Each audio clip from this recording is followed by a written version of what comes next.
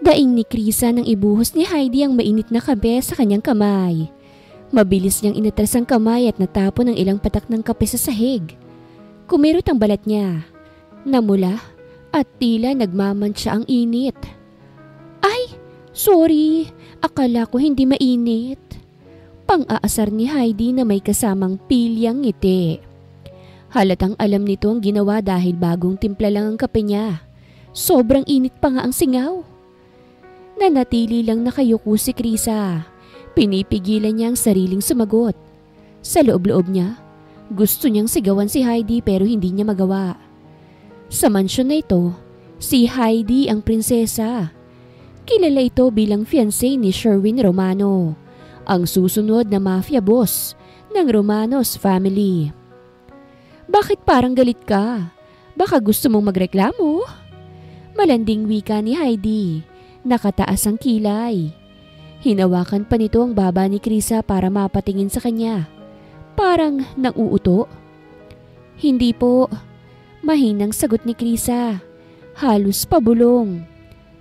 Alam niyang kahit konting pagkakamali, pwede siyang mawala sa trabahong ito. O mas masahol pa, baka hindi na siya makalabas ng buhay sa mansyon. Napatigil sila nang bumukas ang pinto at lumabas si Sherwin. Matalim ang mga mata nitong dumapo kay Heidi at biglang nagbago ang anyo ng dalaga. Mula sa pilye biglang naging malambing at inosente. Anong nangyayari dito? Malamig na tanong ni Sherwin. Oo, wala babe.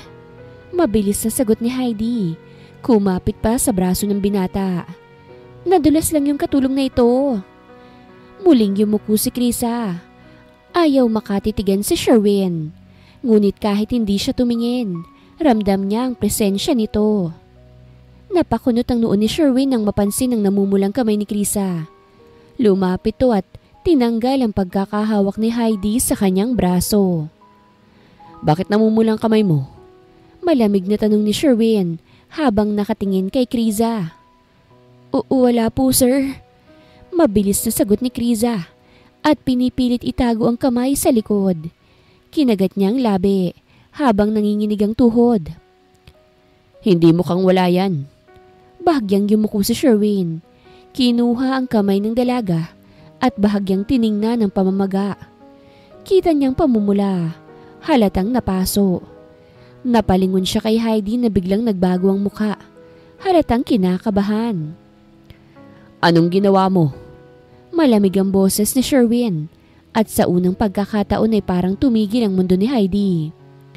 Sherwin, nagkakamali ka. Hindi ko naman sinasadya.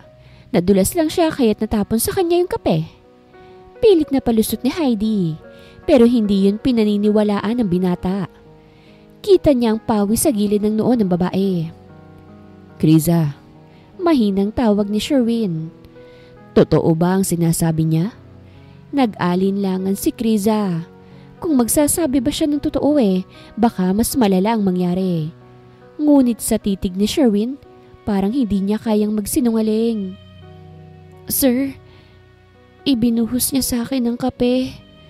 Mahina niyang sagot, halos pabulong. Nanlamig ang paligid. Natahimik si Heidi, napalunok at nag-iwas ng tingin. Umalis ka na muna, Krisa. Utos ni Sherwin, malamig pero hindi galit. Linisin mong kamay mo. Tatawagin ko si Lena para bigyan ka ng gamot. Tumango si Krisa at mabilis na umalis. Pagkasara ng pinto, humarap si Sherwin kay Heidi. Anong akala mo sa lugar na ito? Pwede mong gawin kahit ano dahil fiancé kita? Bumaba ang boses ni Sherwin, puno ng babala.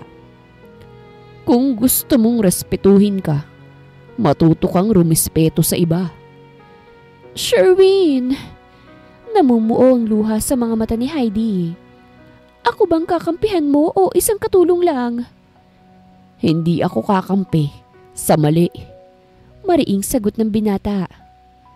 At kung uulitin mo to, hindi ko alam kung kaya ko pang magtimpi na hindi ka saktan. Matapos ang mainit na komprontasyon kay Heidi, Pumasok si Sherwin sa maliit na silid ng mga katulong kung saan nakaupo si Krisa. Tahimik na nilalagyan ng malamig na tubig ang namumulang kamay. Bitawan mo na yan. Malamig pero mahinahon ang boses ni Sherwin. Tumabi siya't kinuhang kamay ni Krisa. Masusugatan ka lang lalo kapag pinilit mong kuskusin. Ako na. Nagulat si Krisa. Bakit siya mismo ang gagamot? Hindi makatingin ang dalaga sa binata. Habang nilalagyan ni Sherwin ng ointment ang paso, ramdam niya ang init ng kamay nito at ang kakaibang lambing na hindi niya inaasahan sa isang tulad ng magiging mafia boss. Pasensya na sa ginawa ni Heidi. Mahina pero matatag na sabi ni Sherwin. Hindi niya dapat ginawa yun sa'yo. Kung may mangyari pang ganito, sabihin mo agad sa akin. Nag-angat ng tingin si Krisa.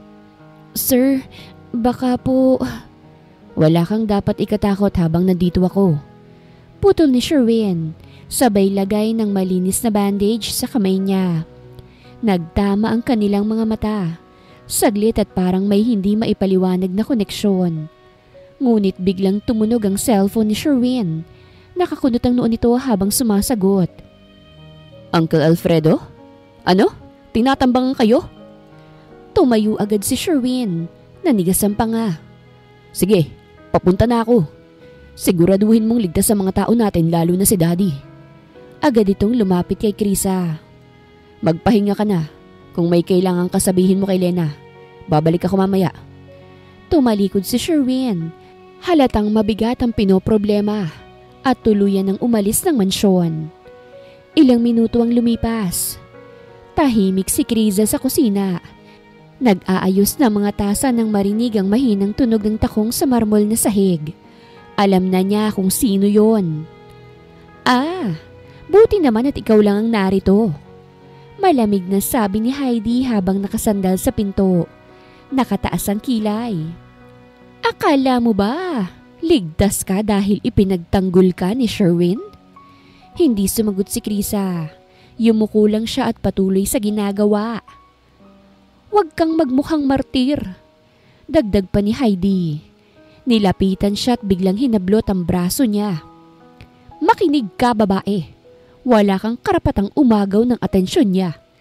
Isa kang utusan dito. At kung ayaw mong mawala ka ng walang bakas, huwag mo nang ipakita pa sa kanyang mukha mo.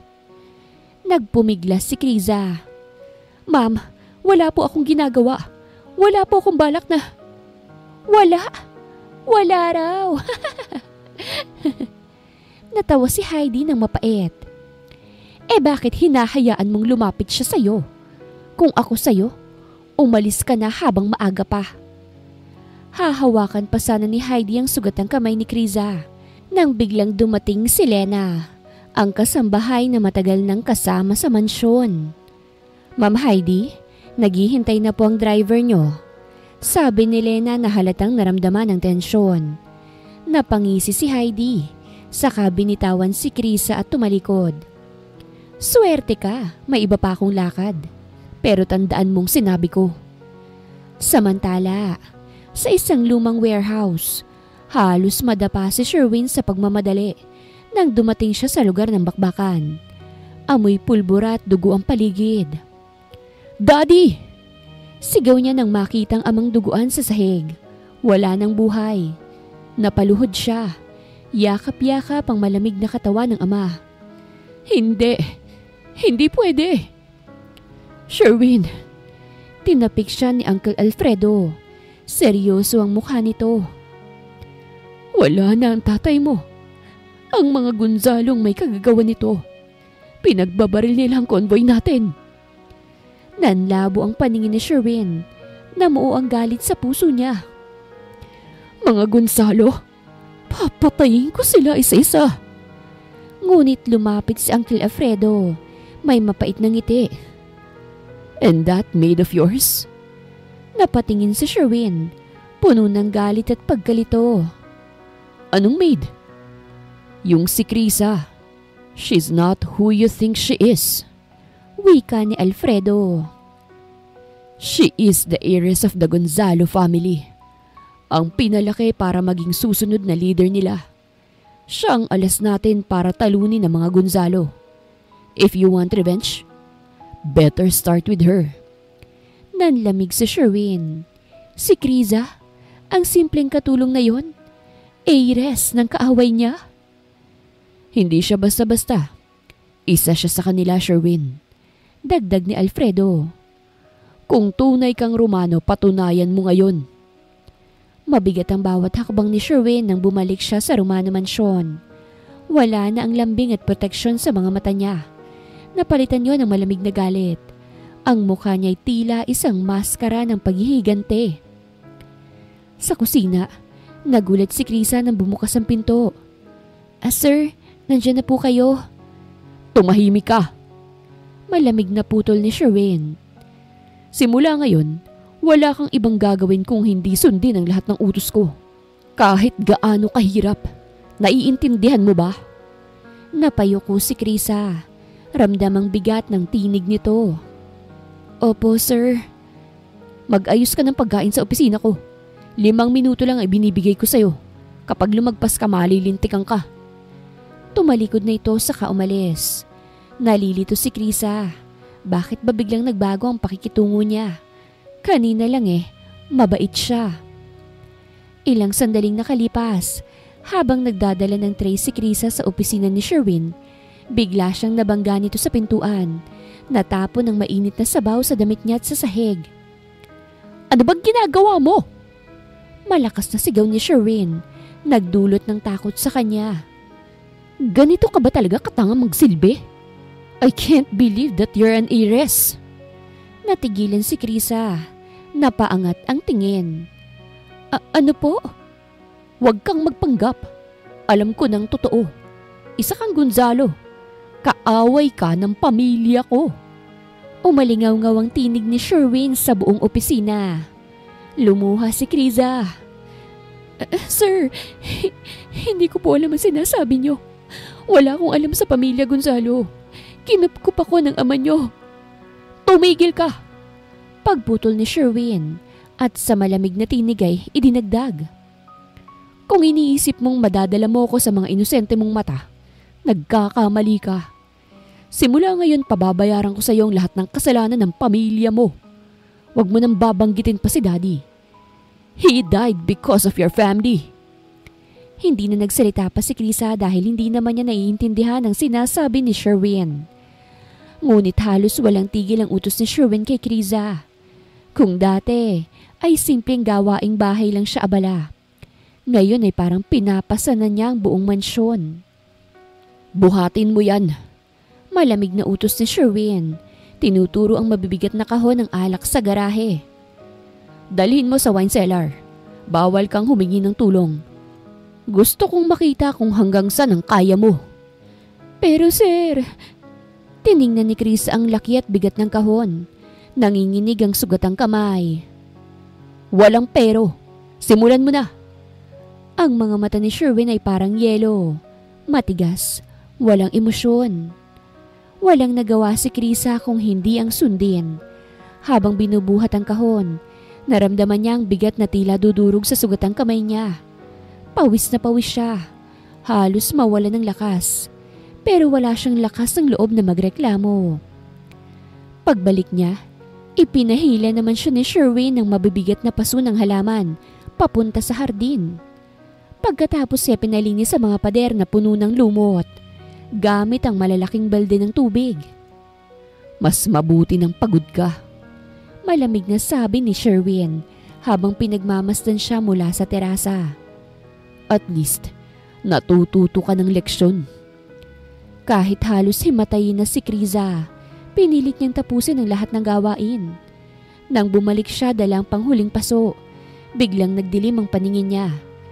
Nalaglag ang paso, nabasag ang paso sa sahig at nawalan siya ng balanse.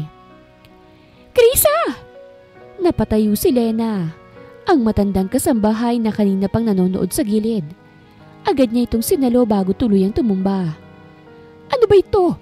Halos buong araw ka nang pinahihirapan. Tumayo si Sherwin at naglakad papalapit. Ngunit sa sandaling nakita niyang halos hindi na makahinga si Criza. Parang may kumurot sa dibdib niya. Bakit ganitong nararamdaman ko? Hindi ko dapat nararamdaman to. Sir, sobra naman na ito. Mariing sabi ni Lena. Kung gusto niyo ho siyang patayin, barilin niyo na lang siya. Huwag naman yung ganito. Natahimik si Sherwin. Sandali niyang tinitigan si Krisa na nakapikit at hingal na hingal. Lena, bumalik ka na sa kusina. Malamig na utos ni Sherwin kahit halatang naguguluhan ang mukha niya. Pero sir, sinabi kong umalis ka na. Walang nagawa si Lena kung hindi ang sumunod, bagaman nag-aalala sa kalagayan ni Krisa. Lumuhod si Sherwin at dahang-dahang binuhat si Krisa. Mainit ang balat ng dalaga, namumutla at may pawis na kumakapit sa kanyang noo. Pagkapasok sa guest room, maingat niyang inihiga si Krisa sa kama. Bakit ko ba ito ginagawa? Hindi ba dapat kinamumuhian ko siya? Kumuha siya ng malinis na basang tuwalya at pinunasan ang mukha ni Krisa. Mula sa drawer, kinuha niya ang ointment at marahang nilagyan ng paso sa kamay nito. Sa bawat pagdampi niya, ramdam niya ang sugat na parang siya ang nasasaktan. Krisa, bulong niya ng mahina. Kung totoo man ang sabi ni Uncle Alfredo, bakit ang hirap kitang kamuhian? Nagmulat ng konti si Krisa, nang hihina ang tinig. Sir, patawad po kung may nagawa akong mali. Wala kang nagawang mali. Mabilis na sagot ni Sherwin, pero agad siyang natauhan at lumayo ng konti. Magpahinga ka lang. Hindi ka babalik sa trabaho hanggat hindi ka malakas. Hindi alam ni Krisa kung bakit biglang nagbago ang boses ni Sherwin. Kanina lang ay parang galit na galit ito, pero ngayon ay tila may kakaibang pag-aalala. Bago pa siya muling mawala ng malay, nakita niyang nakatingin sa kanya ang binata. Ang mga mata ay may halong galit at sakit. At sa labas ng silid, nakatanaw si Heidi mula sa hagdan. That's it? Hindi na siya papahirapan pa? Bulong niya, nakapamewang. Hindi pwede. Kung hindi ako makahanap ng paraan para mawala ang babaeng yan, baka tuluyan pang mawala si Sherwin sa akin. Kinabukasan, hindi pa man lubos na nakakabawi si Krisa, ay bumaba na siya ng kusina upang tumulong magluto. Aba Krisa, buhay ka pa pala? Malamig na sabi ni Heidi, sabay tingin sa magang kamay ng dalaga. Alam mo, nakakahiya at pabigat ka sa mansyon na ito. Kung ako nga kay Sherwin matagal na kitang pinaalis. Hindi umimik si Krisa. Nakayuko lang habang nag-aayos ng mesa. Ngayong araw, ngumisi si Heidi. May party mamaya sa mansyon. Ikaw ang maglilinis sa buong hall, magdadala ng mga inumin, at ikaw ang magsisilbi sa harap ng mga bisita. Gusto kong makita kung papaano kang mapapahiya sa harap ng lahat. Ma'am, namamaga pa po kasi ang kamay ko. Wala akong pakialam. Singhal ni Heidi sa kasinampalang tray na hawak ni Krisa. Dahilan para mahulog at mabasag ang mga baso. Kung hindi mo kaya, aalis ka ngayon mismo. Hindi na nagsalita pa si Krisa at tumango na lamang. Kinagabihan, dumating ang mga bisita. Mga business partners ng mga Romano.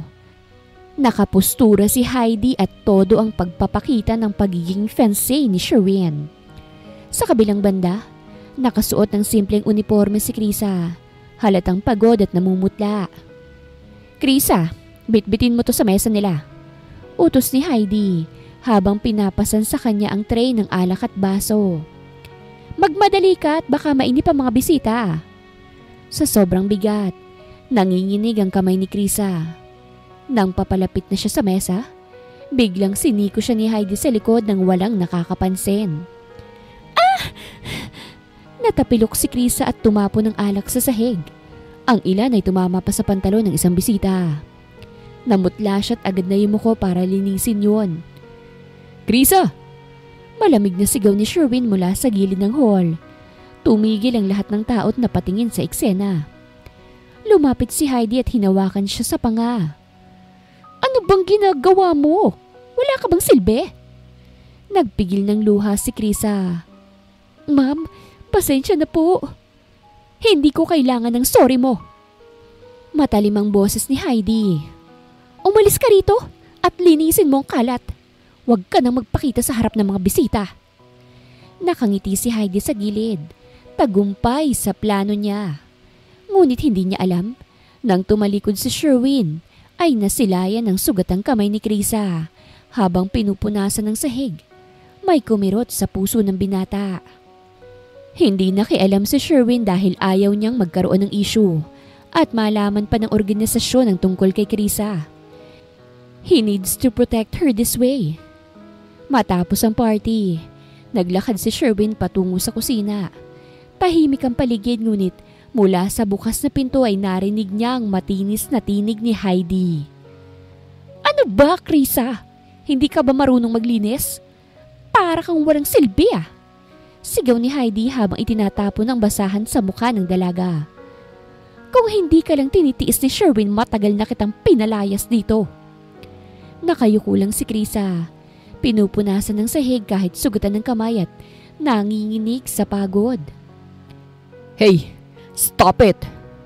Napalingon si Heidi nang marinig ang malakas na boses ni Sherwin mula sa pintuan. Nanigas siya nang makitang binata. Matalim ang mga mata nito. Sherwin! Ano? Tumahimik ka! Malamig na putol ni Sherwin. Pumasok sa kusina at lumapit. Nakakahiya ka? Sa harap ng mga tao kanina nagawa mong saktan siya. At ngayon pati rito sa likod. Hindi ka ba marunong rumispeto? Pero Sherwin, isa lang siyang katulong. Katulong? At ano ka? Ikaw ang fiancé ko? Pero hindi ko akalaing ganito ka kababa. Matalim na sabi ni Sherwin. Ang tunay na Romano marunong rumispeto kahit sino pang kaharap niya. Hindi ganyang ugali ang nais ko. Namula si Heidi, nagulat sa pagkapahiya. Sherwin, ako ang fiancé mo. Dapat ako ang kakampihan mo. Hindi siya. Hindi ko kailanman kakampihan ang mali. Madiing sagot ni Sherwin. At kung uulitin mo pang ganyang ugali, pag-iisipan ko kung karapat-dapat ka bang maging parte ng pamilyang to. Natahimik ang buong kusina. Napayuko naman si Heidi. Nagngingit-ngit sa galit ngunit hindi makasagot. Krisa, tumayo ka. Mahinahong sabi ni Sherwin sa dalaga. Lumapit siya at tinulungan tong bumangon. Magpahinga ka na, ako na bahala rito. Habang naglalakad palabas si Sherwin kasama si Krisa, nanlilisik ang mga mata ni Heidi. Hindi pwede to.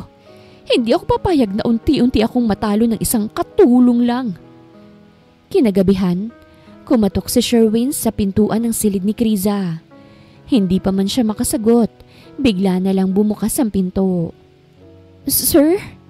Gulat na tanong ni Krisa. Halos mapaatras sa matalim na titig ng binata. Anong akala mo sa sarili mo? Malamig at mabigat ang tinig ni Sherwin. I told you, huwag kang lalabas hanggat hindi magaling ang sugat mo. You disobeyed me. Napayuko si Krisa. Kinakabahan. Sir, sorry po. Si Ma'am Heidi po kasi, siya pong nag-utos sa akin. Ayoko lang po siyang suwayin dahil baka lalo akong masaktan. Hindi nagsalita si Sherwin. Sa halip, mabilis niyang nilapitan ng dalaga. Hinawakan ang braso nito at tinitigan ng mariin. Hindi mo ba ako naiintindihan? Ayokong makita kang nasasaktan. Ayokong may ibang makakakita sa iyo na pinahihirapan ka. Nagulat si Krisa sa biglaang pahayag nito. Sir, mahina niyang wika. Natauhan naman ang binata. Kumalas ng konti at huminga ng malalim. Pasensya na. Nagalit ako kasi wala akong kontrol sa sarili ko kapag tungkol sa iyo. Saglit na katahimikan ang bumalot sa kanila at doon lamang napansin ni Sherwin ang namumulang pisngi at pawis na butil sa noo ng dalaga. He felt tempted. He's not a saint.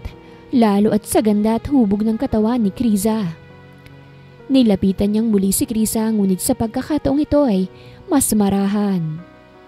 Krisa, bulong niya habang hinahaplos ang pisngi nito. Bilang parusa sa pagsuway mo. Tumigil siya. Tinitigan ang mga mata ng dalaga na puno ng takot at pagkalito. I will make you mine now. Sir? Call me Sherwin from now on. At hinawakan nito ang bewang niya. Sherwin! Namutawi sa labi ni Krisa. Hindi alam kung tatanggi o susuko. Ngunit bago pa siya makapagdesisyon, ay marahan siyang hinalikan ng binata. Ang halik nito'y puno ng init at galit na natutunaw sa pagnanasa at pag-aalala. Unti-unti, napalitan yun ng masuyong pagyakap. Parang ayaw nang bitawan ni Sherwin ang bawat segundo. Hindi ka na makakatakas sa akin. Bulong ni Sherwin. Ang tinig ay mababa at malambing ngunit may halong pag-angkin. Simula ngayon, akin ka lang. Sa gabing yun, sa kabila ng galit at takot, unti-unting nabasag ang pader na naghihiwalay sa kanila. Kinabukasan, maliwanag at tahimik ang Romano Mansion. Ngunit sa loob ng maliit na kusina, tila may kakaibang lambing na bumabalot habang si Krisa ay nag-aayos ng almusal. Huwag ka nang bumuhat ng mabigat. Malamig ngunit may halong pag-aalalang sabi ni Sherwin habang kinukuha ang tray na dapat sana siyang magdadala. Sugatan pang kamay mo.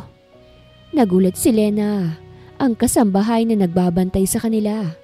Hindi niya akalaing kaya palang maging ganito kalambing si Sir Sherwin sa isang katulong. Sir, kaya ko naman po. Mahina ang sagot ni Krisa. Namumula ang pisngi habang iniiwas ang tingin. Tumigil ka na at umupo. Mariing utos ni Sherwin. Ako nang bahala rito. At iyon ang eksenang nadatnan ni Heidi nang pumasok ito. Habang nakataas ang kilay at matalim ang titig ng mga mata. Napatigil siya sa nakitang si Sherwin mismong naghahanda ng pagkain.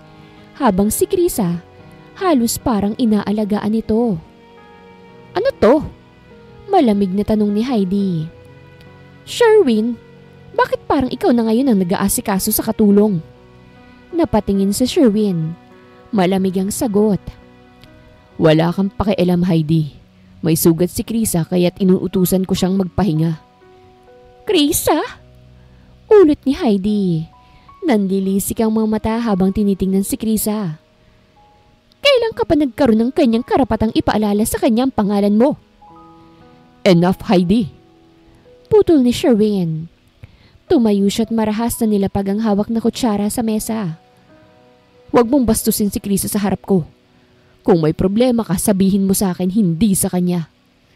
Napatulala si Heidi sa harap ng mga kasambahay. Pinagtatanggol niya ang babaeng yun sa harapan ko? Sherwin! Ako ang fiancé mo! Pasigaw na sabi ni Heidi. Hindi mo dapat ako pinapahiya sa harap ng mga tauhan mo. Hindi ako nagpapahiya sa iyo, Heidi. Mariing sagot ni Sherwin. Diretsyong nakatitig sa kanya.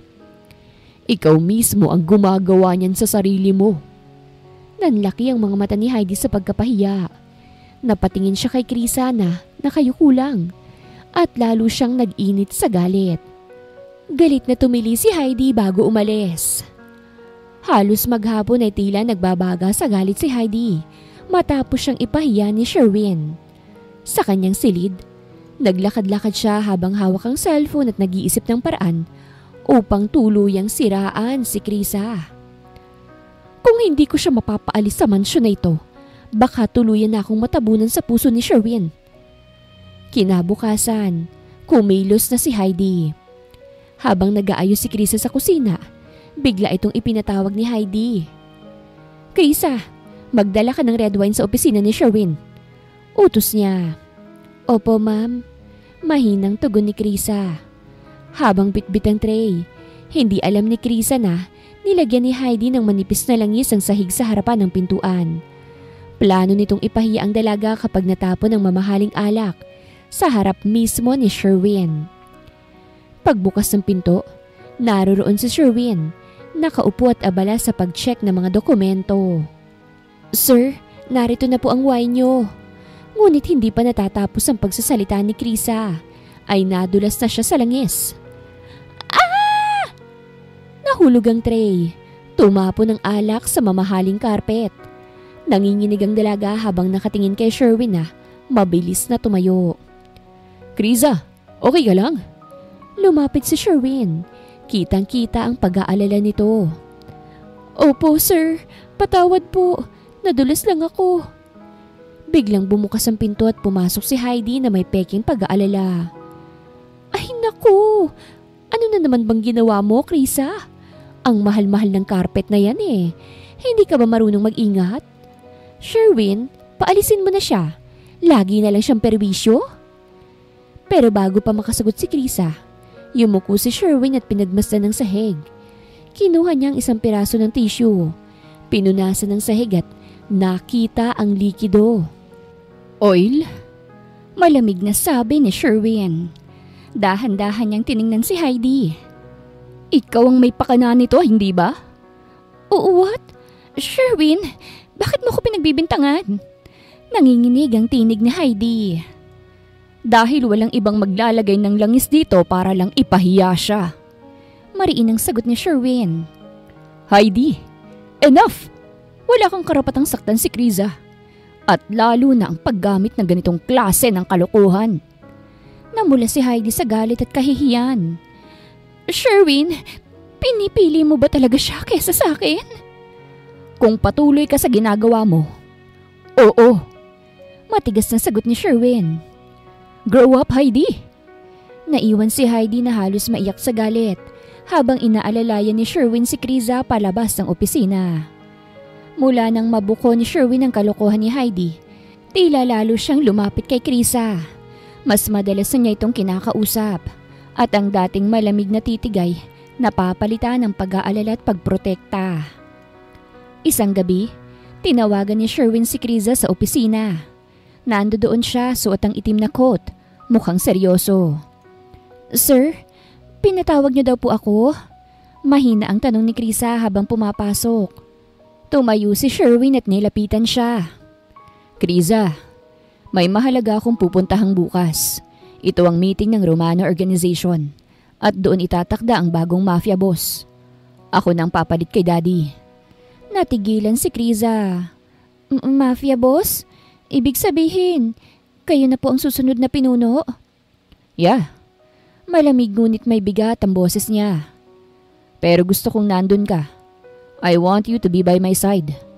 Pero sir, bakit ho ako? Hindi ba't dapat si Ma'am Heidi ang kasama ninyo?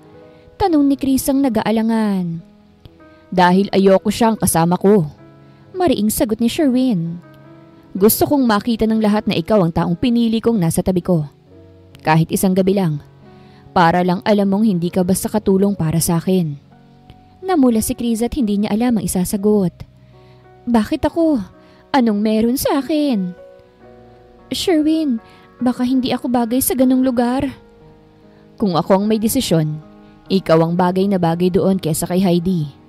Mahinahong sagot ng binata. Sabay haplos sa pisngi niya. Magtiwala ka lang sa akin. Akong bahala sa lahat. Hindi alam ng dalawa na narinig ni Heidi ang pag-uusap ng mga ito. Ano? Siyang dadalhin mo sa meeting? Bulong niya sa sarili. Halos mapuno ng galit ang kanyang mukha. Hindi pwede. Ako dapat ang nasa tabi ni Sherwin sa oras na maging boss siya. Kinabukasan, kumatok si Sherwin sa silid ni Kriza na may daladalang malaking kahon. Pagbukas ng pinto, nagulat ang dalaga sa bitbit ng binata. Ano po yan, sir?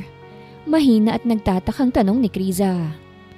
Para sa'yo, sagot ni Sherwin, sabay bukas ng kahon.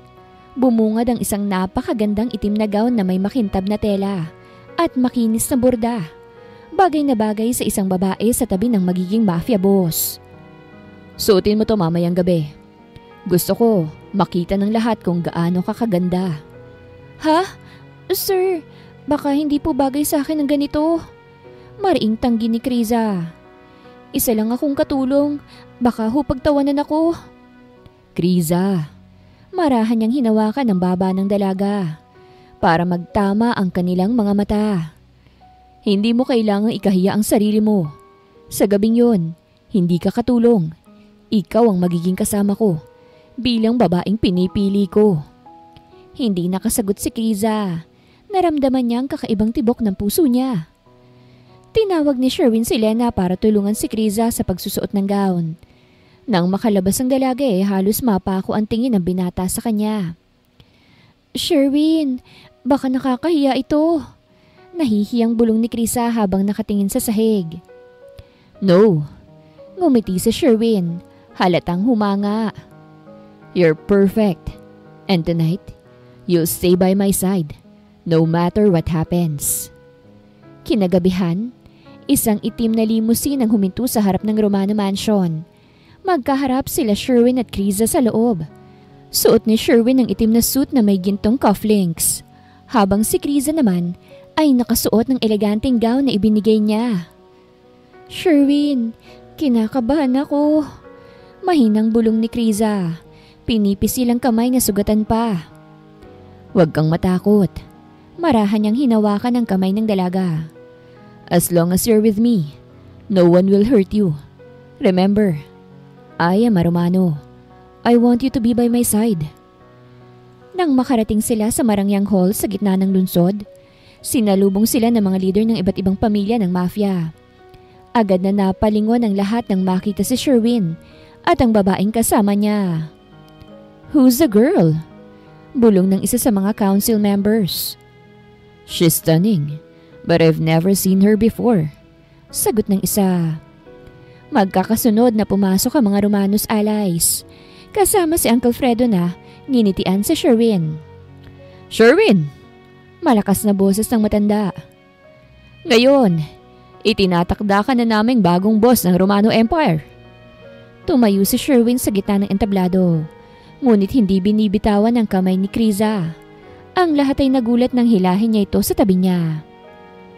"I want everyone to know," diretsyong sabi ni Sherwin, "that she stays with me. Anyone who dares to touch her will be against me." Samantala, sa gilid ng hall, halos mabasag na ni Heidi ang baso dahil sa galit. "Siyang pinili niyang ipakilala sa lahat. Hindi ako!" Bulong niya, pinipigilan ng sarili. Pagbalik nila sa mesa, mahina ang tinig ni Kriza. "Sherwin, bakit mo sinabi sa kanila yun? Baka mapahamak ako." "Kung may mga ngahas na saktan ka," mariing sagot ni Sherwin, "ako mismo ang papatay sa kanila." Hindi na nakasagot si Kriza dahil ramdam niya ang init at bigat ng titig ng binata. Parang totoo ang bawat salitang binibitawan niya. Nasa gitna ng selebrasyon ng pagkakatakda kay Sherwin bilang bagong mafia boss, nang lumapit ang isang waiter kay Kriza habang pansamantalang nakatalikod ang binata. "Miss?" Mahina at palihim ang tinig ng lalaki. "Ako si Mark. Tauhan ako ni Don Gonzalo. Ikaw ang nawawala niyang anak." Parang natigilan si Kriza. Hindi niya alam ang sasabihin. Ano? Nagkakamali ka. Patay ng mga magulang ko at wala akong kilala na Don Gonzalo." "Hindi ako nagkakamali, miss." Pilit ni Mark. "May iniwan sa iyong ama mo." Pero hindi niya na ituloy ang sasabihin dahil biglang narinig nila ang malamig at makapangyarihang tinig ni Sherwin. "Kriza?" Nasa likuran na ito. Matalim ang mga mata habang nakatingin sa waiter. "Sino yan?" Mabilis na nag-iwas ng tingin si Mark at yumuko. "Pasensya na po, boss. Naghain lang ako ng dessert." Sabay mabilis na umalis na parang walang nangyari. Nagkatinginan si Kriza at Sherwin. "Waiter lang, inalok lang ako ng dessert." Kaswal na sabi ni Kriza, kahit medyo naguguluhan sa narinig kanina. Ngunit sa likod ng haligi, palihim na nagbubuntong hininga si Mark. "Kailangan ko siyang balaan bago pa mahuli ang lahat." Pagkatapos ng selebrasyon, bumalik sa pribadong lounge si Sherwin kasama si Kriza. Tahimik itong nakaupo habang umiinom ng alak, pero bakas sa kanyang mukha ang pag-iisip. Hindi niya matanggal sa isip ang waiter na kumausap kay Kriza. "Kriza." Mahinang tawag niya pero matalim ang mga mata. "Sino talaga yun?" Sinabi ko na, waiter lang po. Nag-alok lang ng dessert. Sagot ni Kriza. Halatang naiilang. Hindi siya makatingin ng diretsyo kay Sherwin dahil iniisip pa rin niya ang sinabi ng lalaki. Tauhan ni Don Gonzalo? Ako ang nawawalang anak? Hindi. Imposible yun eh. Patay na ang mga magulang ko. Samantala, si Sherwin ay tahimik lang pero hindi kumbinsido. Muli niyang naalala ang babala ng Uncle Alfredo niya. Ang maid na yan, si Criza. Isa siyang Gonzalo. Heiress siya ng pamilyang sumira sa atin at sisirain ka rin niya.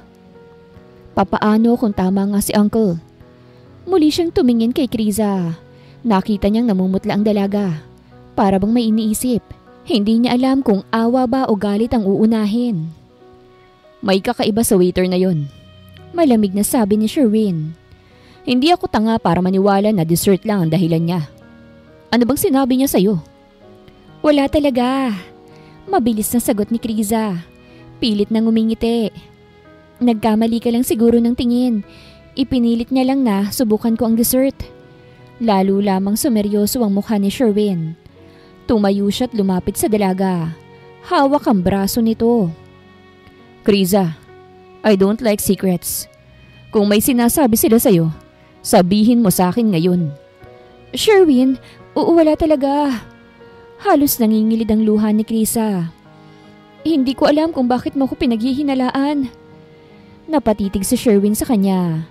Ilang segundong lumipas bago bumitaw ang kamay nito at tumalikod. Fine. Pero kapag nalaman kong may tinatago ka, hindi ko alam kung ano magagawa ko. Habang naglalakad pabalik si Sherwin, hindi mapakali ang binata. Inutusan niya ang isa sa kanyang tauhan, si Rocco, na imbestigahan ng waiter. Hanapin mo yung lalaking lumapit kay Criza kanina. Utos niya sa mababang tinig. Gusto kong malaman kung sino siya at kung anong koneksyon niya sa mga Gonzalo. Noted, boss.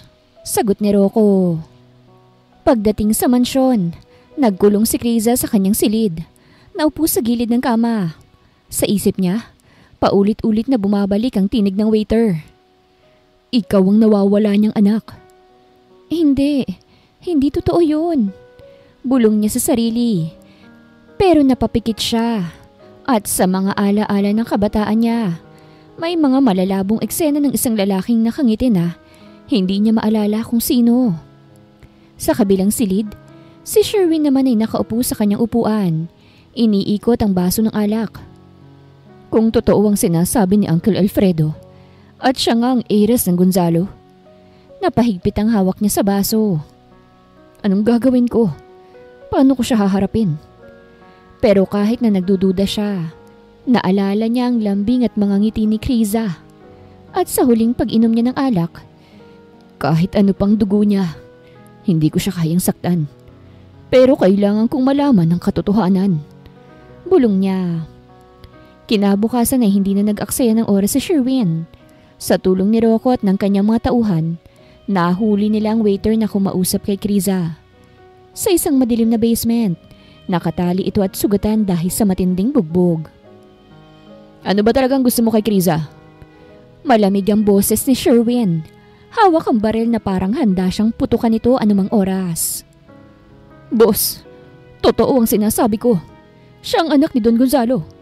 Ang nawawala niyang tagapagmana.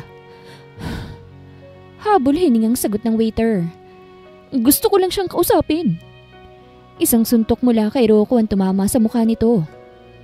Layuan mo si Criza. Matigas na sabi ni Sherwin. Ang tinig ay mababa't nagbabanta.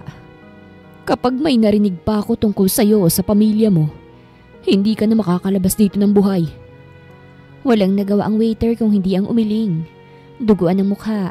Tumalikod si Sherwin na may lamig ang mga mata. Pero may halong kaba sa dibdib. Kung totoo ang sinabi niya, anong mangyayari sa amin ni Criza? Kinagabihan, tahimik ang Romano Mansion.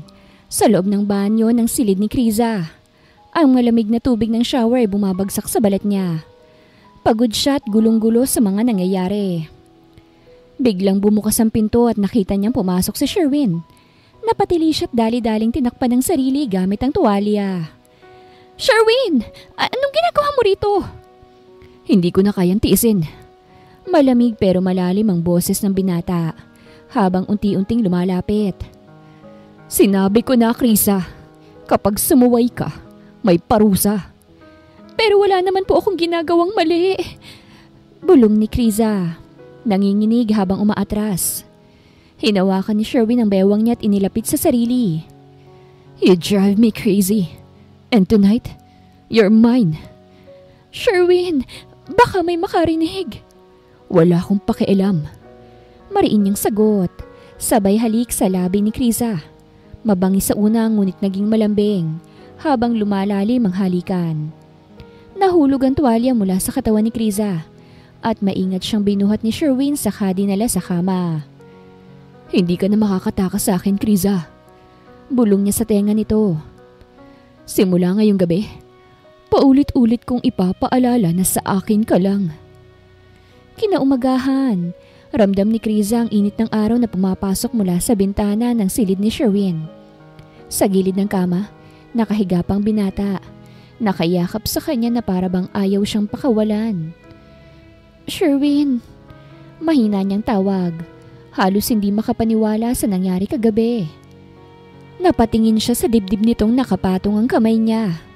Hindi niya alam kung dapat bang matakot o matuwa. Dahan-dahang gumalaw si Sherwin at nagmulat ng mata. Napatitig siya kay Criza.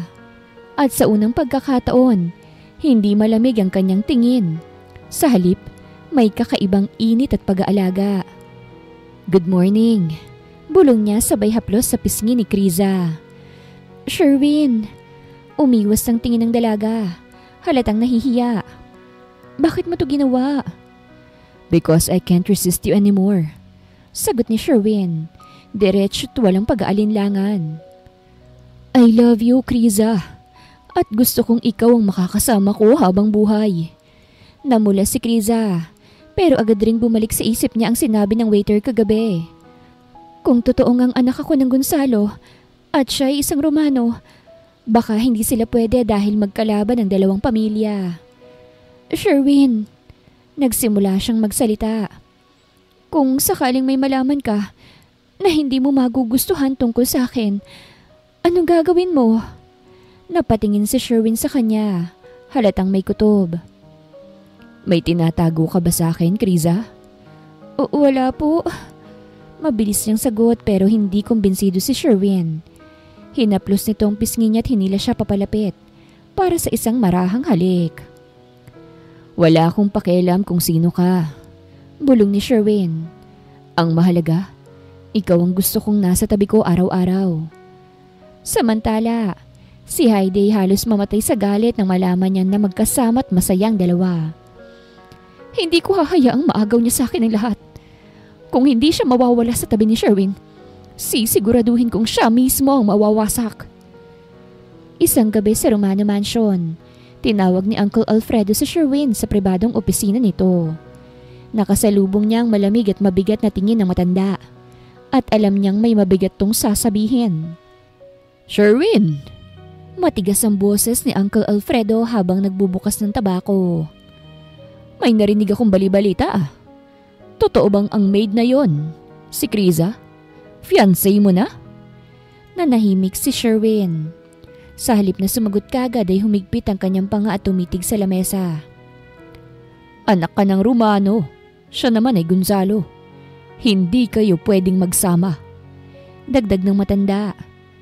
Kalimutan mo na siya. Alam mong mga Gonzalo ang dahilan kung bakit namatay ang ama mo. Kung mahal mong pamilya mo, lumayo ka sa babaeng yan. Tumayo si Sherwin, hawak ang baso ng alak at malamig na tumingin kay Alfredo. Hindi ko siya iiwan, Uncle. Matigas niyang sagot. Kahit ano pang koneksyon niya sa mga Gonzalo, kahit ano pang dugong nananalaytay sa kanya, mahal ko siya. Sherwin! Sigaw ni Alfredo. Tinamaan ang lamesa ng kamao. Hindi natutungkol sa pagmamahal. Ito ay digmaan ng mga pamilya. Kapag nalaman ng buong organisasyon na may karelasyon ka na galing sa pamilyang kalaban, hindi lang ikaw ang malalagay sa peligro, pati lahat ng mga Romano. Lumapit si Sherwin sa tiyuhin. Ang kanyang tinig ay mababa ngunit puno ng determinasyon. Uncle, wala na akong pakialam kung anong iniisip ng organisasyon. Buong buhay ko umikot sa galit at paghihigante. Pero nang makilala ko si Criza, Doon ko lang nalaman kung anong ibig sabihin ng magmahal ng totoo. Galit na natahimik ang matanda, pero makikita ang apoy ng galit sa kanyang mga mata. Kung hindi ka titigil, Sherwin, malamig na banta ni Uncle Alfredo. Ako mismo ang gagawa ng paraan para mawala ang babaeng yan sa buhay mo. Tumitig si Sherwin ng diretsyo sa mga mata ng tiyuhin. Subukan mo lang, Uncle. Mariin niyang sabi. Dahil kahit ikaw, hindi ko patatawarin kapag sinaktan mo siya. Habang mainit ang diskusyon nila Sherwin at Uncle Alfredo sa opisina, hindi nila alam na nakatayo si Criza sa labas ng pintuan. Nakapikit siya habang pinakikinggan ang bawat salita. Lalo na ang malamig na banta ng matanda. Parang piniga ang puso ni Criza sa narinig. Hindi niya alam kung papaano nga harapin si Sherwin. Lalo't siya mismo ang dahilan ng tensyon sa pamilya nito. Kailangan kong umalis. Ayokong madamay siya. Plano sana ni Criza na tumakas ng walang paalam. Pero habang binabagtas niya ang likod na daan ng mansyon, biglang may humarang na 3 lalaki na nakamask at may dalang itim na van. Ah! Sino kayo? Sigaw ni Criza pero mabilis siyang nahawakan ng 2 lalaki. Isang basang telang inilapit sa kanyang ilong at bibig at naamoy niya ang matapang na kemikal. Shh! Stay quiet, Miss Criza. Malamig na bulong ng isa. Don Gonzalo wants you back. Nang hina si Criza at unti-unting nawala ng malay habang isinasakay siya sa van. Samantala, sa loob ng mansyon, napansin ni Sherwin na wala si Criza sa kanyang silid. Bumilis ang tibok ng puso niya at agad na inalerto ang mga tauhan. Rico! Sigaw niya. Hanapin niyo si Criza ngayon din. Nakita nila sa CCTV na may isang itim na van na pumasok sa paligid ng estate at mabilis na umalis. Sa galit ay sinuntok ni Sherwin ang mesa. Mga Gonzalo, kung sila ang kumuha sa kanya, sisiguraduhin kong dadanak ang dugo, makuha ko lang siya. Mabilis ang naging galaw ng Romano Empire nang malaman ni Sherwin ang nangyaring pagdukot kay Criza. Sa ilalim ng dilim ng gabi, nakasuot siya ng all-black tactical gear habang kausap ang kanyang mga tauhan. Rocco, itrack ang van na yon gamit ang GPS ng mga kamera sa highway. Wala akong pakialam kung saan tumakbo ang mga tauhan ni Don Gonzalo. Kung kailangan kong pasabugin ang buong hideout nila, gagawin ko. Mariing utos ni Sherwin. Boss, sabi ni Rocco. Nakita na namin. Papunta sila sa private resort sa may baybayin. Teritoryo yon ng mga Gonzalo. Good, maghanda na kayo. Tonight we're taking her back. And no one touches my woman. Sa isang malinis na kwarto, ay nagising si Criza na nakatali sa isang upuan. Habang nasa harap niya ang isang matangkad na lalaki. Isa sa mga tapat na tauhan ni Don Gonzalo. Welcome home, senyorita. Malamig nitong sabi. Alam mo bang matagal ka nang hinahanap ng pamilya mo? Wala akong alam sa sinasabi mo. Hindi ako anak ni Don Gonzalo. Sigaw ni Criza. Pero sinampal lang siya ng isa sa mga tauhan. Kung ayaw mong makilalang pinagmulan mo, wala kaming pakialam. Magagamit ka pa rin namin laban sa mga Romano. Kasabay ng pagkalampag ng mga pintuan, narinig ang malalakas na putok ng baril mula sa labas. Sunod-sunod na bumagsak ang mga gwardya ng Gonzalo habang papasok ang mga tauhan ni Sherwin. Criza! Sigaw ni Sherwin, galit at desperado. Sherwin! Iyak ng dalaga habang nagpupumiglas. 2 tao ang sumalubong sa binata, ngunit mabilis silang pinatahimik ni Sherwin. Isa sa ulo, isa sa dibdib. Nakita niya si Criza na nakatali at sugatan, kaya't halos baliin niya ang leeg ng lalaking nagbabantay rito. Sinaktan niyo siya? Malamig ang tinig ni Sherwin habang pinupukpok ang tauhan ni Gonzalo. Kailanman hindi niyo siya dapat ginalaw. Mabilis niyang pinutol ang tali ni Criza at niyakap ito. Tara na, love. Safe ka na. Sherwin, pinipilit nilang sinasabi na anak daw ako ni Don Gonzalo. Nanginginig na sabi ni Criza. Tumigil si Sherwin at matalim ang titig. Saka niyakap niya ito ng mas mahigpit. Wala akong pakialam kung sinong pamilya mo. Ang mahalaga ligtas ka at sasama ka na sa akin. Matapos ang marahas na bakbakan, dinala ni Sherwin si Criza sa isang malayong safe house.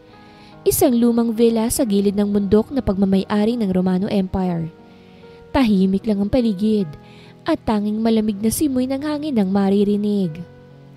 Pagpasok nila, agad na inasikaso ni Sherwin ang sugat ni Criza.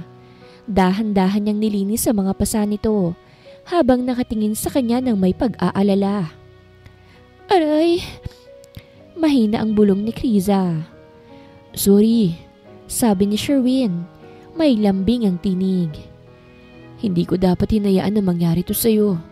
Simula ngayon hindi ko na aalisin ang tingin ko sa'yo. Natigilan si Criza at tumingin sa mga mata ni Sherwin. Sherwin, nagdududa ang lahat sa pagkatao ko. Kahit si Uncle Alfredo gusto niya akong mawala sa buhay mo.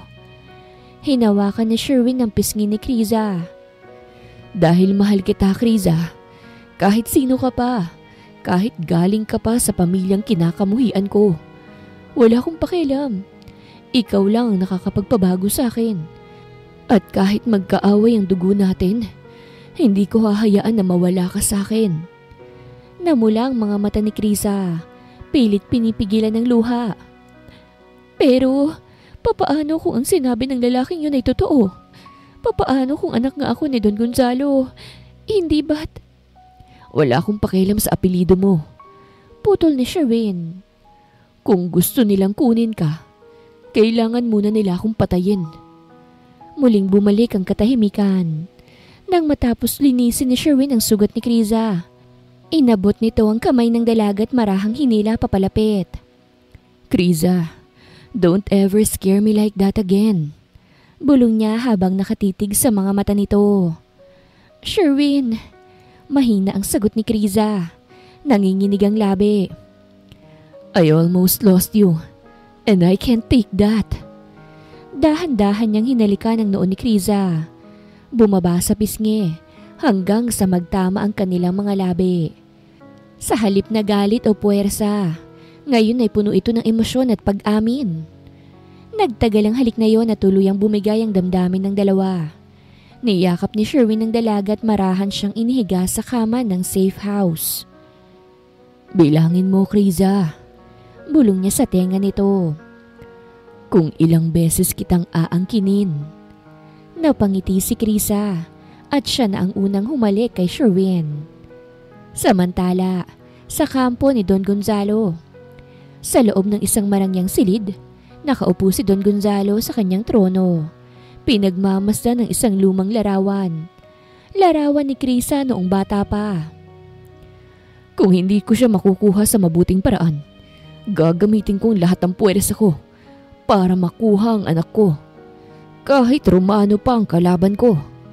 Malamig niyang sabi. Nagising naman si Sherwin sa tunog ng cellphone niya. Nakita niyang unknown number ang tumatawag. Pagsagot niya, isang malamig at pamilyar na tinig ang sumalubong. Sherwin Romano. Nanigas ang panga ni Sherwin. Don Gonzalo. Finally, narinig na rin kita. Mahinahon ngunit nakakatakot ang boses ng matanda. Nasa iyo ang anak ko. Alam kong kasama mo siya ngayon. Mariing pinisil ni Sherwin ang cellphone. She's not yours. Si Criza ay ligtas at walang makakakuha sa kanya. Lalo na ikaw. Tumawa ng mahina si Don Gonzalo, ngunit puno ito ng pagbabanta. Anak ko siya, Sherwin. At kung hindi mo siya ibabalik sa akin, hindi lang ikaw ang mawawasak, pati ang buong pamilya mo. Hindi mo ko kilala kapag nawala sa akin ang gusto ko. Napatigil si Sherwin nang biglang agawin ni Criza ang cellphone mula sa kanyang kamay. Hindi niya inaasahan ang lakas ng loob ng dalaga. Kung anak mo ko, mariing sabi ni Criza sa kabilang linya. Nanginginig ang tinig ngunit puno ng tapang. Dapat alam mong masasaktan ako kapag sinaktan mo si Sherwin. I love him. Kapag sinubukan mo siyang saktan, Huwag ka nang umasang magpapakita pa ako sa'yo at kikilalanin kitang ama. Natahimik ang kabilang linya sa loob ng ilang segundo bago sumagot si Don Gonzalo. Tila may halong panghihinayang at takot. No, anak. Please forgive me. Hindi ko alam na mahal mo siya. I thought he hostage you. Gusto kitang makausap. Pakiusap lang. Wala akong ibang hangad kung hindi ang makasama ka. Napatingin si Criza kay Sherwin habang ang mga mata niya ay puno ng luha at pangangamba. Hinawakan niya ang kamay ng binata. Makikipagkita ko, pero kasama ko si Sherwin. Muling sumagot si Don Gonzalo. All right, if that's what you want. Tila pagsuko nito. Pagkatapos ng tawag, tahimik na ibinaba ni Criza ang cellphone. Criza, bulong niya. Hawak ang balikat nito. Sigurado ka ba sa gusto mo? Kung makikipagkita ka sa kanya, delikado. Hindi ko alam kung pagkakatiwalaan ko ang mga Gonzalo. Sherwin, hindi ko rin siya kilala. Sagot ni Criza. Nangingilid ang mga luha. Pero kailangan ko ring malaman ng totoo. Kung siya nga bang ama ko. Gusto kong marinig mula sa kanya at hindi ko to kakayanin kung wala ka naman sa tabi ko. Mahigpit na niyakap siya ni Sherwin. I'll be with you. Always. Kahit buong mundo pang maging kalaban natin. Samantala, sa panig ni Don Gonzalo, nakahawak siya sa lumang litrato ni Criza. Bakas ang pangungulila sa kanyang mukha. Maghanda kayo. Utos niya sa mga tauhan. I want this meeting safe. No blood. My daughter must see me as her father, not her enemy. Yes, boss. Tugon ang mga tauhan niya. Sa isang liblib na private resort sa labas ng lungsod, naganap ang matagal nang hinihintay na pagkikita. Naglakad sila Sherwin at Criza papasok sa eleganteng hall. Parehong may halong kaba at pag-aalinlangan. Nando doon si Don Gonzalo, nakasuot ng puting Amerikana, ngunit baka sa kanyang mukhang emosyon at pangungulila. Nang makita niya si Criza, parang nabura ang lahat ng kasamaan sa paligid at ang tanging laman ng mata niya ay ang batang matagal na nang hinahanap. Anak! Halos pabulong niyang sambit. Nanginginig ang boses. Hinugot niya mula sa bulsa ang isang luma at kupas na litrato ng isang babaeng hawig na hawig kay Criza. Ito ang nanay mo. Siya ang minahal ko noon. Nawala ka sa amin dahil sa isang trahedya. Pero kahit saan ako tumingin, nakikita ko ang mukha niya sa'yo. Napakapit si Criza sa dibdib niya. Namutawi ang luha sa mga mata. Mama! Mahina niyang sabi habang hinahaplos ang litrato. Hindi na niya napigilan ang sarili. Tumakbo siya papalapit sa ama. Mahigpit ang yakap ni Don Gonzalo at tila bawi ang lahat ng taon ng pagkakawalay. Patawarin mo ko, anak. Bulong nito. Kung alam ko lang kung nasan ka noon, hindi kita hahayaang lumaki ng walang tunay na pamilya. Nasa gilid lamang si Sherwin at tahimik lang na pinagmamasdan sila. Ramdam niya ang bigat sa dibdib pero hindi niya maikakailang katotohanan na si Criza nga ay anak ni Don Gonzalo. Matapos ang tagpong yun ay lumapit si Don Gonzalo kay Sherwin. Nabalitaan ko na isinisisi mo sa akin ang pagkamatay ng ama mo, sabi ng matanda. Maniwala ka o hindi, pero hindi ako ang may gawa nun, Sherwin. Ni hindi ko nga alam ang nangyari. Nabalitaan ko na lang na pinatay siya. Nagulat si Sherwin at halatang naguguluhan. Kung hindi ikaw, sino? May mga taong nasa paligid mo na mas may interes sa pag-upo mo bilang mafia boss sa mga Romano. Sagot ni Don Gonzalo. May taong nais pag-awayin ng Romano at Gonzalo. Para siyang makinabang. Biglang pumasok sa isip ni Sherwin ang malalamig na salita ni Uncle Alfredo at ang biglaang pagkamatay ng kanyang ama.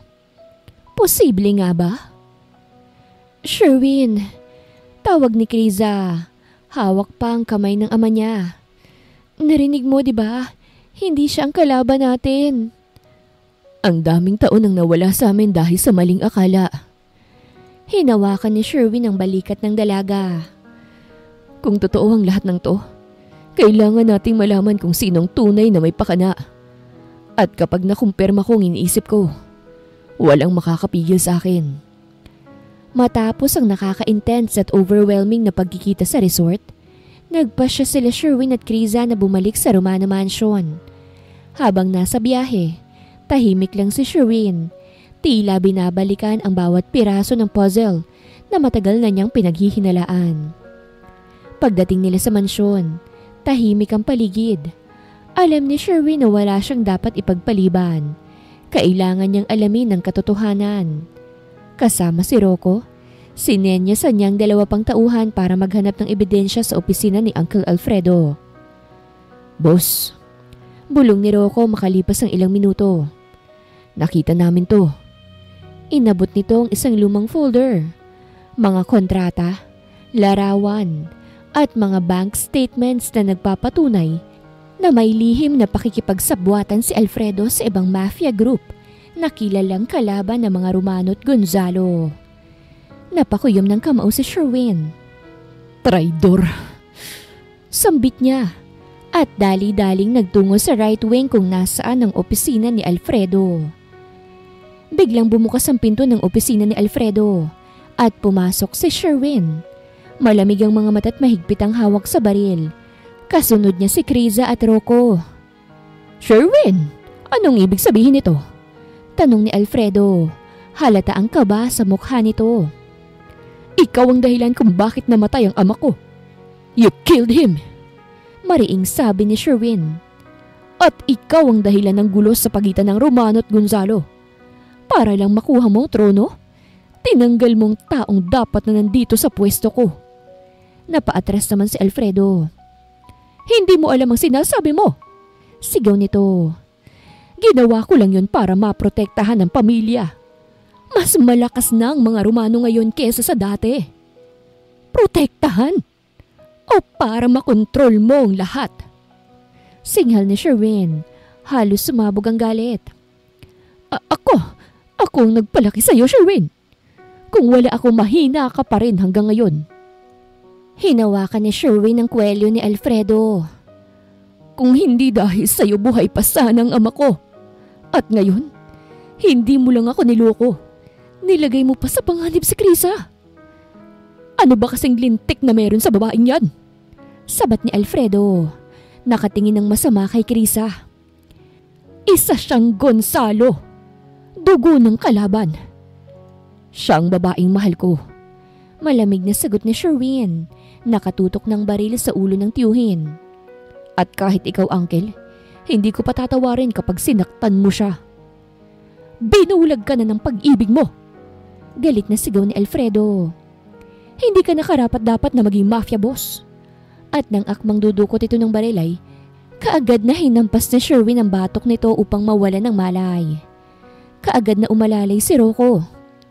Boss, bulong ni Rocco. Anong gagawin natin sa kanya? Tumigil sandali si Sherwin. Kayang-kaya ko siyang patayin ngayon. Pero siya pa rin ang nagpalaki sa akin. Tinulak niya si Alfredo at tumalikod. Ikulong siya. I want him watched 24/7. Hindi ko hahayaang makasakit pa siya ng iba. And Heidi, ipadala siya sa Europe para hindi na makapaggulo pa rito. Masusunod, boss. Tugon ni Rocco. Pagkatapos ng kaguluhan sa mansyon, dinala ni Sherwin si Kriza sa kanyang silid upang makapagpahinga. Tahimik silang dalawa habang pinagmamasdan ng malamig na gabi mula sa bintana. Pagod ka na, no? Malambing na tanong ni Sherwin habang dahang-dahang inaalis ni Sherwin ang damit ni Kriza. Hindi lang pagod, bulong ni Kriza. Nakatingin sa kanya. Natatakot din ako, pero kapag kasama kita, parang kaya ko ang lahat. Hinaplos ni Sherwin ang pisngi niya. Ang mga mata nito ay puno ng lambing. Hindi na kita papayagang saktan ulit ng kahit na sino, Kriza.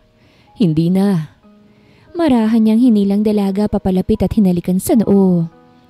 Sherwin, mahina ang tawag ni Kriza. Nanginginig ang boses. Salamat sa lahat. Kahit alam mong anak ako ng taong pinaniniwalaan mong kaaway, hindi mo ko iniwan.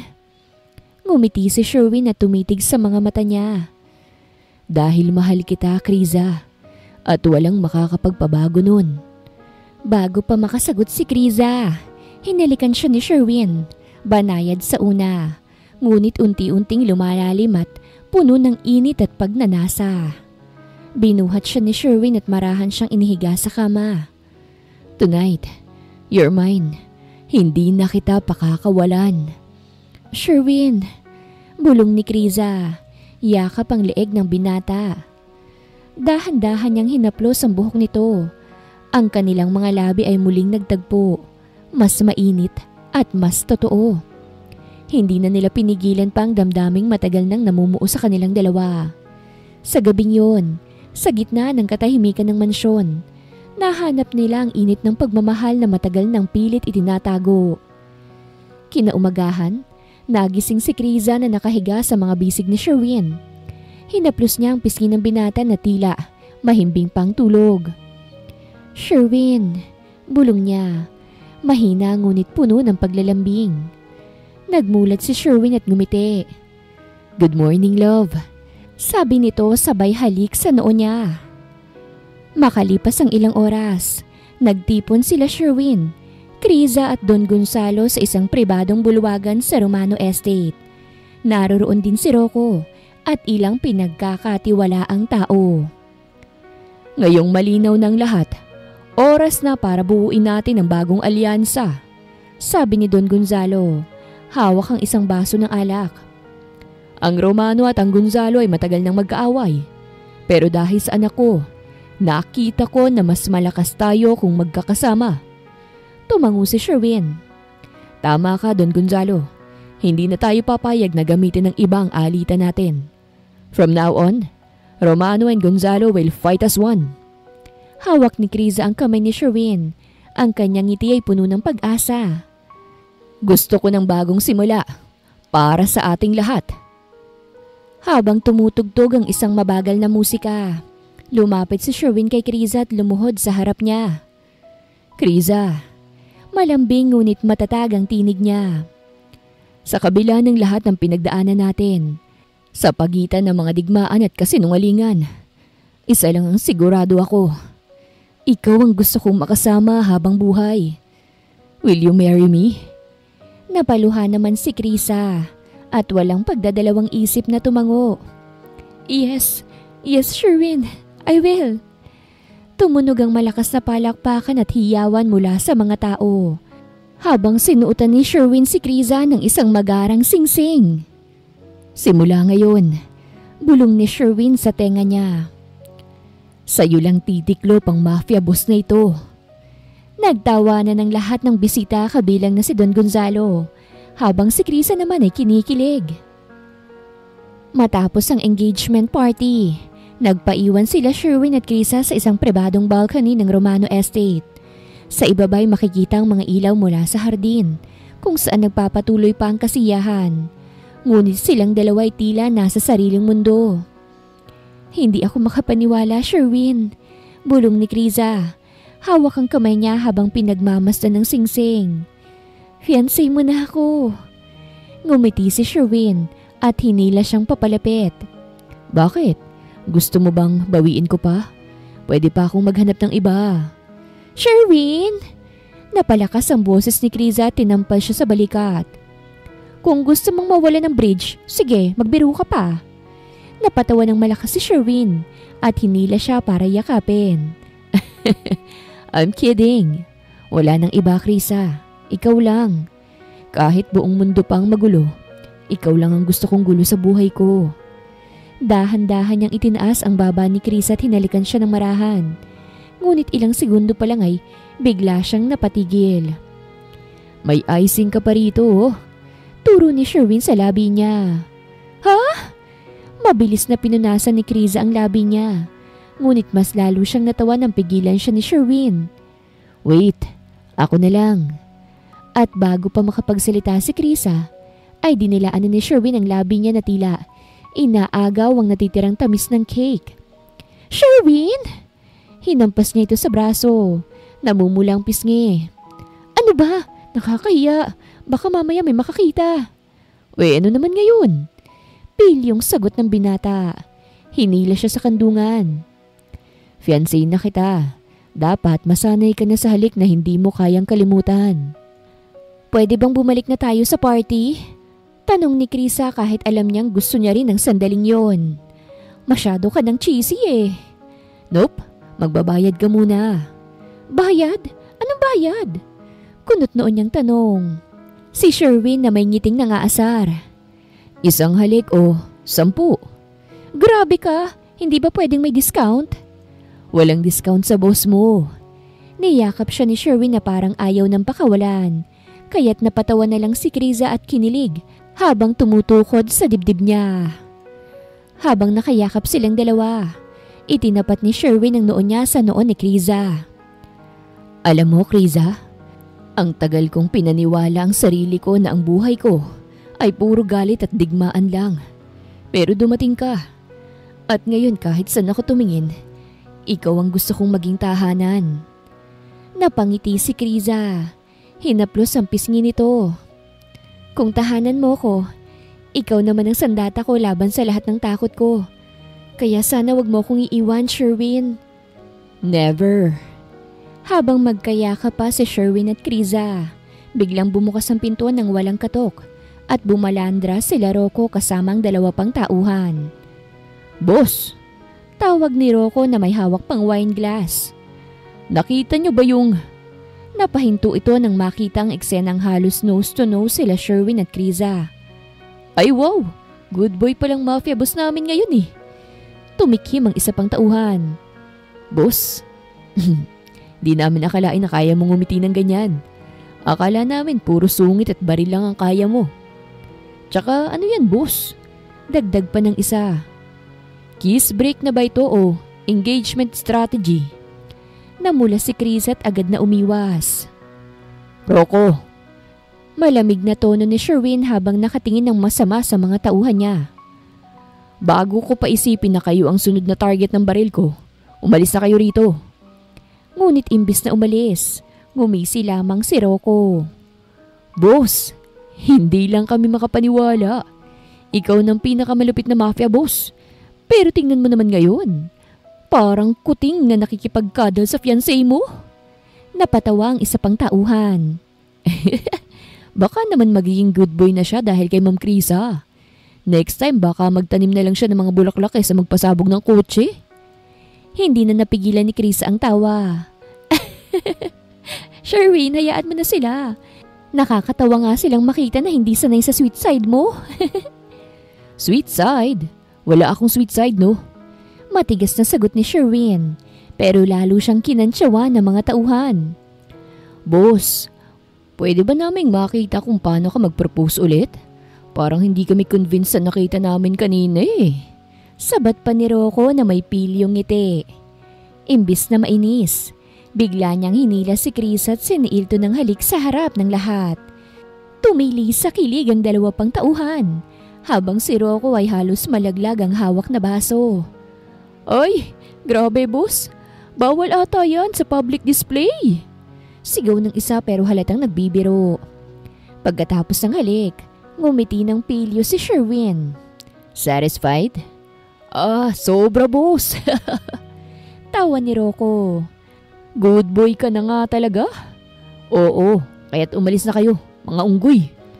But you know what? Tama sila. Dati masungit ka. Nakakatakot. Kahit tingin mo pa lang eh.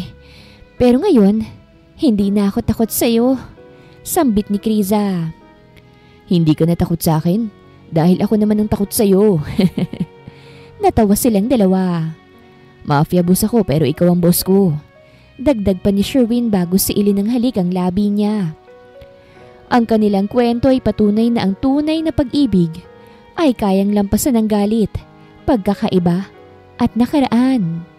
Sa tiwala, katapatan at pagpapatawad, natututunan nilang ipaglaban ang isa't isa kahit kapalit ang buhay o kapangyarihan. Wakas.